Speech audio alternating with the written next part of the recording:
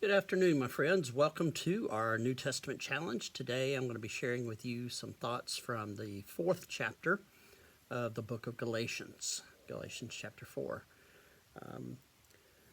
Paul is still talking to the church about the difference between the law and grace.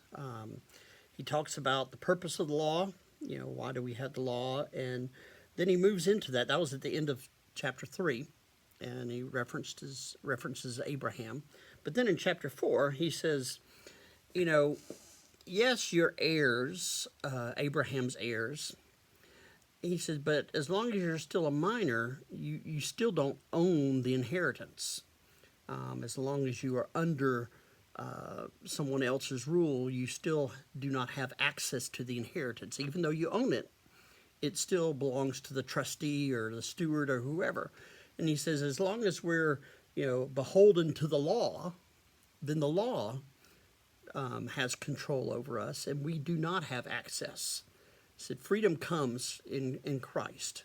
And so if we are going to be bound by the law rather than connected to the freedom of Christ, then we're not going to get the benefits of the freedom that we have in Christ Jesus.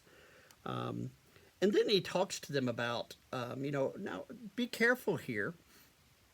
And he says, not only are you, struggling with the law, but you're still connected to all the other, he called elemental spirits, the stars and the moons and all the astrology and all this other stuff. They still, bow to those types of things, and it is affecting their faith.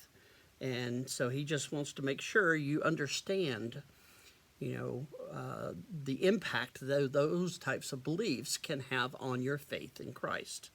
So just be careful. Then he talks about Hagar and Sarah. Hagar was the mother of Ishmael.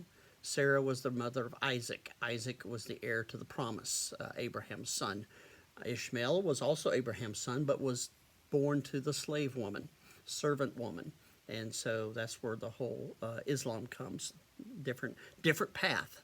And so he says, you can choose whether you want to be, the child of the servant or the child of the free. It becomes, it is a distinct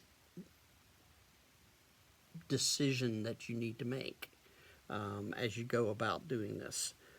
You are children of the promise. You are children of freedom, children of Christ, children of grace. Don't submit to being slaves or servants to the law. Again, the law is still helpful, but don't let it control you. That's the point I think Paul is trying to make here. Hopefully this helps and maybe make a little more sense.